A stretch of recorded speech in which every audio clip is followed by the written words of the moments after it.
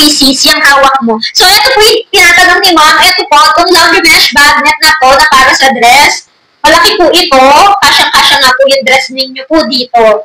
So, makikita po yung price po nito sa Yellow Basket, ma'am. Kanina nakita ko po to, naka-sale po siya, 60 pesos lang po. Pero ang regular price nga po nito is 120 pesos. Last year nga po, nung chinek out ko to, is nasa 89 pesos. Pero ngayon, 60 pesos lang po naka-sale. Kaya lang, minsan pa iba-iba yung presyo. Kaya naman, pag nakita nyo na below 120 pesos, check out nyo na po ito. Sobrang ganda po ng quality nitong laundry mesh magnet na to.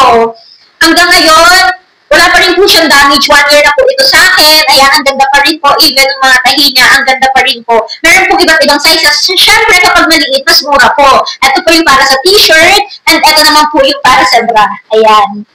O diba, hindi naman masisira yung mga damit natin, yung mga t-shirt natin kung meron print, and yung mga dress natin kung iniingatan natin yung mga dress natin, pati na rin yung mga bra natin. Meron po itong iba't ibang sizes para sa jacket, para sa medyas. So, kayo na lang po bahala mag-check out kung ano nga po yung kailangan ninyo na laundry mesh magnet.